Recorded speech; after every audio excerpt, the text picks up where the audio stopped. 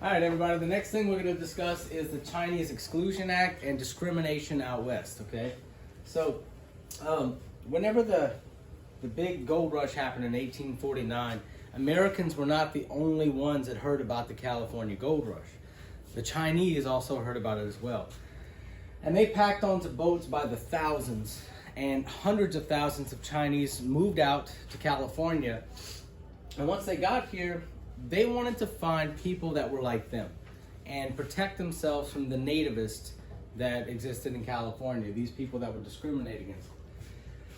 So the Chinese actually, what they did is they moved to a place and created a place in San Francisco called Chinatown, okay, where most of them lived there. But as time goes on, they branched out into different jobs, and they went out all throughout the western states because of different mines that would open up. You know, we got Pikes Peak in Denver, Colorado. We have, Deadwood. We have all these Tombstone. We had Chinese people in all of these mines working for cheap. Now, the benefit of that is, okay, if a Chinaman will work for 25 cents an hour, whereas a white man, a day, a white man would work for $1 a day. Now, if you were a mine owner, which one would you rather have working for you? 4 Chinese guys or a white guy? I'd rather hire 4 Chinese guys, okay? That's more hands working. It's an unskilled labor. You don't need to know much. But the problem is, every time something bad happened out west, pretty much, the nativists would blame the Chinese, okay? So whenever the mines started drying up, the gold and silver mines, the Chinese were the first people kicked out. And a lot of them went back home to Chinatown in San Francisco, okay? A lot of them, instead though, a lot of the men went out west, it would be east for them, to build our country's railroads. There's no ethnic group in America that's more responsible for building the railroads than the Chinese, okay? They were the #1 group that did it, and that will be on the test. You need to remember that. So anyway, so they get kicked out, they go work on the railroads. The ones that went back to Chinatown, they became like dry cleaners and stuff like that, and the women started nail salons. Chinatown is still around today in San Francisco. It's the main one that people think about when you say Chinatown. There's one in Houston, there's one in Chicago, one in New York. But the one in San Francisco is the one that most people think about. If you do decide to go to Chinatown, though, you need to be very careful, because when you go, there's a lot of homeless people. Okay, that's the most homeless people I've ever seen in my entire life was in San Francisco's Chinatown.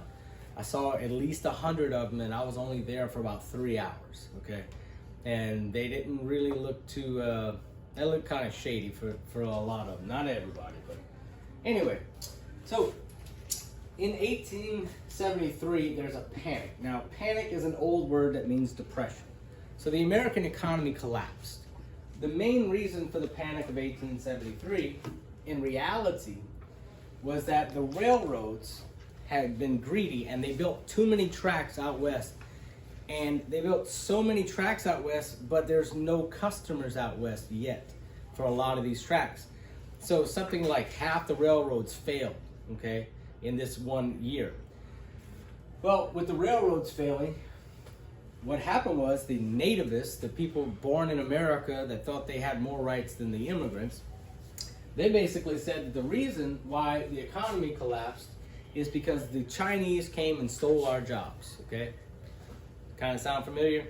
But anyway, so this nativist policy blames the Chinese, and the Chinese really have to endure a lot after this, because Congress is about to pass something that's very discriminatory called the Chinese Exclusion Act, okay?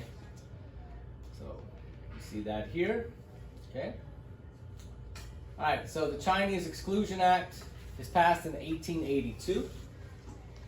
And what it does is it completely stops all immigration from China into the United States, except for 2 different types of people. So we would still allow Chinese in if you were either filthy rich, which means that you would spend a lot of money here in America, or if you had a really good education. So you have to know how to speak English, and let's say you're a doctor or a lawyer, something like that, they would let you in. Because you're a big contributing member of society. You could help America to grow. You wouldn't be a drag on our economy. You wouldn't be coming in here and trying to steal jobs, okay? So they would let rich people in and very well educated. So all naturalized U.S. citizens that left the country lost their citizenship. So in other words, if you were Chinese, you came to America and became a citizen. That's what naturalized means, okay? If you left the country for any reason, doesn't matter how long or for what reason, you lost your citizenship.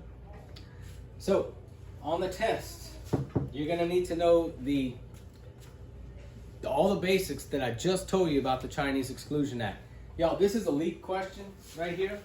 You really need to remember this the rest of the year. You need to study this one story. It's going to be with us till the end of the year. It's in other chapters. We covered 2 or 3 more times. So they only let in, banned all immigrants from China. You only let in the rich and the really well-educated. If you left the country for any reason, you were gone. You were not a citizen anymore. But did they kick the Chinese out of America? The ones that were already here? No. Okay? That's what they wanted to do. But the law did not read that way. So they could not kick out people that were already citizens or already here.